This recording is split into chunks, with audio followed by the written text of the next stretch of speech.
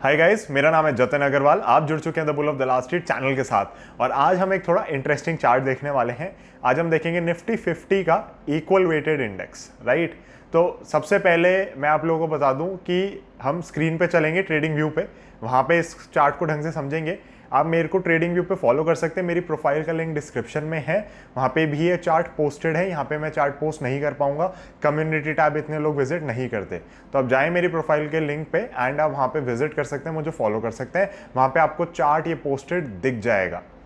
Now Nifty 50 का equal weighted index क्या होता है? तो जैसे कि आपको पता है निफ्टी 50 के अंदर चार्ट्स हैं, या जो आपके स्टॉक्स हैं, चार्ट्स बोलने की ज़्यादा आदत हो गई मुझे, जो आपके स्टॉक्स हैं वो बहुत सारे हैं, राइट। बहुत सारी कंपनीज हैं बट सबकी वेटेज अलग है।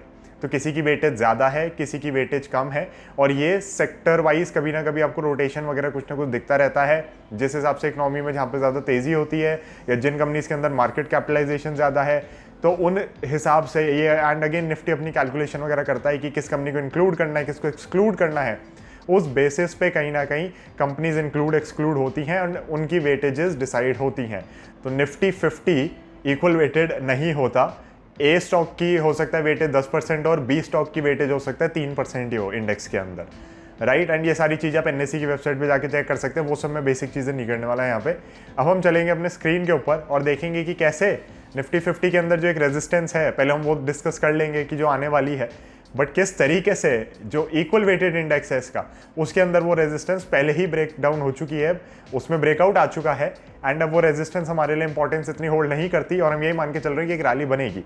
This is also another reason why I feel कि यहाँ पे एक तेजी आपको बनती हुई दिखनी चाहिए और इसको एक अच्छा ब्रेकआउट देना चाहिए, बिकॉज एक इक्वल वेटेड इंडेक्स आपका जो आपके बेसिस पे ही बना हुआ है उसने ब्रेकआउट दे दिया है। तो it's just another way of looking at things, it's just another way of looking at charts. And कहीं ना कहीं हो सकता है कि आपको इससे कुछ बेनिफिट हो, कुछ एडवांटेज हो या कुछ नया ही सीखने को मिल जाए। तो चलते हैं अपने स्क्रीन के ऊपर ट्रेडिंग व्यू पे, वहीं पे वीडियो को एंड भी करेंगे। मैं एक चीज और कहना चाहूंगा स्क्रीन पे चलने से पहले, telegram membership is open till और the service is active till the 31st of March 2023। मेरे ख्याल से आपको उसका पूरा बेनिफिट उठाना चाहिए। Yes, it's a paid membership but I think you should join, because वहाँ पे ऐसी बहुत सारी चीज़ें हम डिस्कस करते हैं, बहुत सारी चीज़ें आपको सीखने को मिलेंगी एंड बहुत ज़्यादा अपडेट्स आपको वहाँ पे मिलेंगे। प्लस अगर आप टेक्निकली खुद से ट्रेड करना चाहते हैं या फंडामेंटल इन्वेस्टर हैं तो सारी रिसर्च भी वहाँ पे शेयर होती है। तो समथिंग और the other is going to benefit you and I assure you it's quality content, repetitive content नहीं है, राइट। अंटिल एंड अनलेस इन दिनों वॉलेटिलिटी थोड़ी ज़्यादा है तो हम यहाँ पोस्ट मार्केट अपडेट कर लेते हैं, बट वहाँ पे आप सोचो मैं कब से करता आ रहा हूँ ये चीज़। तो चलते हैं अब स्क्रीन के ऊपर, वहीं पे वीडियो को एंड भी करेंगे। तो गाइज हम आ चुके हैं ट्रेडिंग व्यू पे अपने स्क्रीन के ऊपर एंड आप देख सकते हैं मैंने पहले निफ्टी 50 का चार्ट खोला हुआ है। तो पहले इसको समझ लेते हैं क्योंकि बहुत ही प्यारा स्ट्रक्चर है एंड इसने बहुत पैसे तोड़वाए हैं हमारे, राइट। स्पेशली जो ये लास्ट लेग ऑफ फॉल था ना, मैं एक बार मार्क कर देता हूँ, जो ये वाली लेग थी ना इसकी, फिर ये थोड़ा ऊपर गया था, राइट, एंड फिर जो ये वहाँ तक नहीं गया एंड फिर जो पूरा ही कोलैप्स ले गया, ये जो लेग थी इसने बहुत पैसे तोड़वाए हैं हम सबके। आई डिड नॉट एंटिसिपेट ये फॉल होगा, मेरे को उम्मीद नहीं थी कि इतना गिरेगा ये। मेरे को था कि ये जो लेवल है हमारा ऑलमोस्ट 16,000 का, ये लेवल होल्ड हो जाएगा, बट ये नहीं हुआ, विच इज़ फाइन, कोई दिक्कत नहीं है। ये मेरा बिल्कुल ऐसा जोन था कि जिसके नीचे मैं पोर्टफोलियो शायद एग्जिट करने के एक बार को सोचता एंड वो लेवल होल्ड हुआ कहीं ना कहीं, but again was not expecting कि इतना जाएगा एंड इसलिए थोड़ा हमारा पैसा ज़्यादा टूटा है शेयर बाजार में। बट मार्केट है, मार्केट ने वापस लिया, मार्केट ही वापस देगी भी पैसा, आई एम प्रीटी कॉन्फिडेंट और मेरे को कोई दिक्कत नहीं। और लास्ट एक मंथ में बहुत अच्छी रिकवरी हमें देखने को भी मिली है और आप खुद देख सकते हैं कि क्या शानदार मूव रहा है पिछले एक महीने का। नाउ निफ्टी 50 के अंदर आप देख सकते हैं रेजिस्टेंस आ रही है और ये रेजिस्टेंस पे कहीं ना कहीं मुझे लगता है 17,600 या 17,700 के अराउंड टकराएगा, which is very very visible, right. मुझे नहीं लगता वो यहाँ पे जाके कहीं टकराएगा, यहाँ कहीं पे निकालेगा मेरे ख्याल से, क्योंकि दो ट्रेंड लाइन्स एक बार में काट देगा। फिर I am of the view point कि ये ऊपर जाएगा, कुछ लोग हो सकते हैं जिनको लगे कि नीचे आएगा, दैट इज़ एब्सोल्युटली फाइन, हम भी वहाँ पे जाके देखेंगे क्या हो रहा है। बट जिस हिसाब से पोर्टफोलियो अभी मेरा पोजीशन है वो एक बुलिश सिनेरियो के हिसाब से पोजीशन है, because we are in a bull market. अब कुछ लोगों को लग सकता है कि कौन सी बुल मार्केट, बट आप वीकली पे चले जाओ या मंथली पे चले जाओ तो आपको बुल मार्केट बहुत क्लियर दिखेगी कोई ऐसी बड़ी नेगेटिव चीज़ नहीं है यहाँ पे जिसके वजह से आपको यहाँ पे परेशान होना चाहिए। और Nifty chart of the decade video में हमने जब बात करी थी बहुत पहले, अगर आप मेरे चैनल पे सर्च करेंगे आपको वीडियो मिल जाएगी, आप देखेंगे वो लेवल्स आज तक होल्ड हो रहे हैं, तो कोई दिक्कत की बड़ी बात नहीं है। If you are a long term investor, अगर आप मार्केट में पिछले 6 महीने में आए हैं तो डेफिनेटली मार्केट ने इतना खून चूसा है कि पूछो मत। Now Nifty 50 looks good, decent. In fact आज की क्लोजिंग बहुत अच्छी देकर गया है ये, जिस हिसाब से मार्केट के अंदर आज सेल ऑफ था, वॉलेटिलिटी थी, जिस हिसाब से बिकवाली चल रही थी, बहुत ढंग से क्लोजिंग देकर गया। और ये चीज़ मैंने टेलीग्राम पर भी बोली आज कि जब मैं अपडेट बना रहा था तो निफ्टी फ्लैट हो चुका था, इसलिए मैं अपडेट वहाँ पे बना रहा था उस समय कि आप देखें किस हिसाब से रिकवरी आ रही है, राइट। तो निफ्टी 50 का तो ये हाल है। रेजिस्टेंस से अभी हम दूर हैं, मेरे ख्याल से रेजिस्टेंस से इस महीने अगले महीने देख ले अपने हिसाब से कैसे लेकर जाना है, थोड़ी करेक्शन देनी है, यहाँ तक आके फिर ऊपर जाना है, मार्केट की मर्जी है, उसमें हम बहस नहीं करने वाले। क्या ये यहाँ पे टच कर सकता है टिप्पा खाने के लिए? तो बिल्कुल कर सकता है। मेरे को भूल भुलैया 2 का वो डायलॉग याद आ जाता है जब कार्तिक आर्यन कहता है ना छोटे से बच्चे से, मैं तेरे को यहाँ से फेंकूंगा नीचे और तू टिप्पा खा के ऊपर आ जाएगा। तो बिल्कुल वही लगता है, क्योंकि यहाँ पे टिप्पा खा के ऊपर आ चुका है, तो यहाँ पे हो सकता है कि टिप्पा खा के ऊपर चल दे। Now let's go to your equal weighted Nifty 50। TradingView पे आपको देखने को मिल जाएगा, इसमें कुछ ऐसा नहीं है स्पेसिफिक कि मैंने डिज़ाइन किया है, ये है वो है।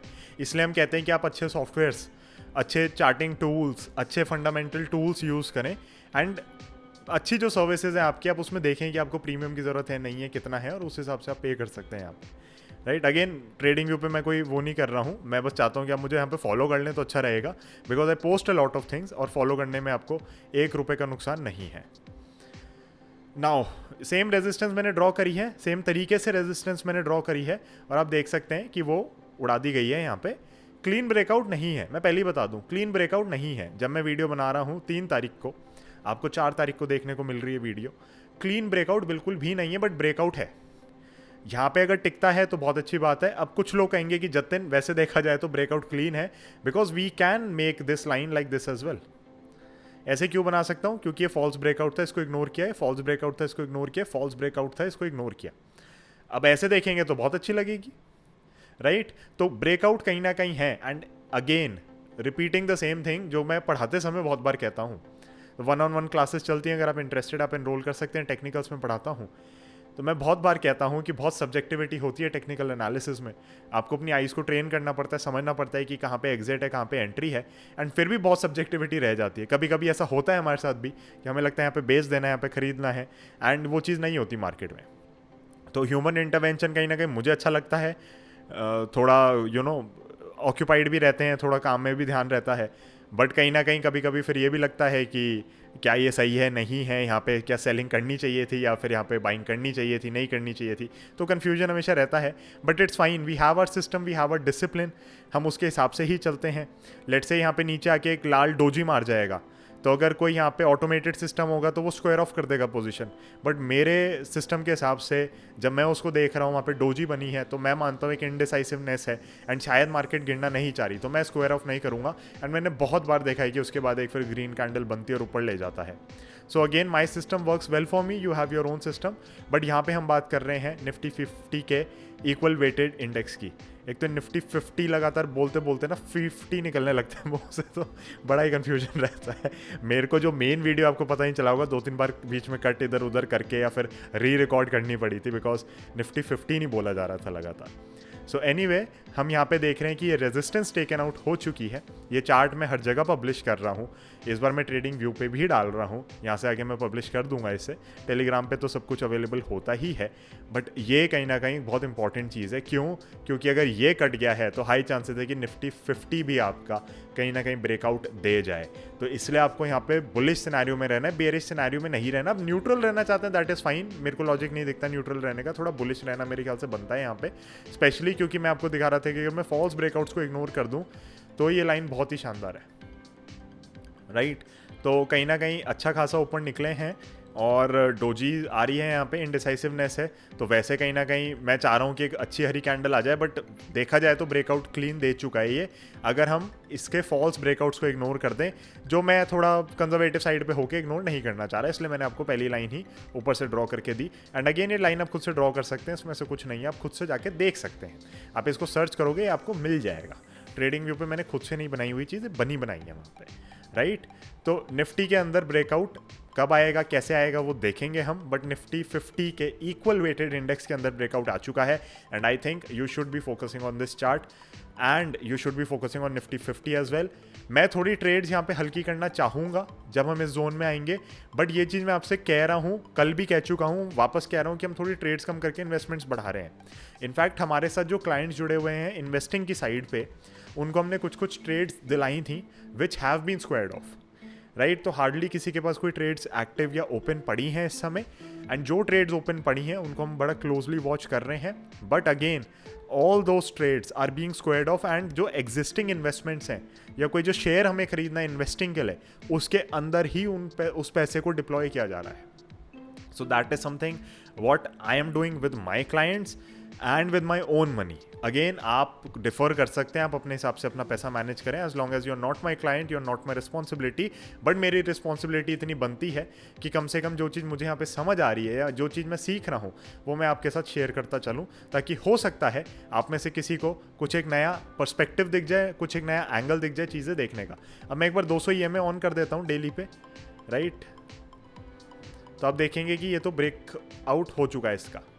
अब कुछ लोग सिंपल मूविंग एवरेज यूज़ करते हैं, मैं एक्सपोनेंशियल करता हूँ, राइट। एक्सपोनेंशियल देखो यहाँ पे रेजिस्टेंस देते हुए गई थी, यहाँ पे इसने थोड़ा सपोर्ट लेने की कोशिश करी, बट फिर टूटा बड़ा भयानक था। तो कहीं ना कहीं हमारी 200 वाली लाइन बिल्कुल ठीक वर्क कर रही है, तो मेरे को कोई दिक्कत नहीं है। मैं सिंपल मूविंग एवरेजेस देखता भी नहीं हूँ, मैं ऑनेस्टली बता रहा हूँ।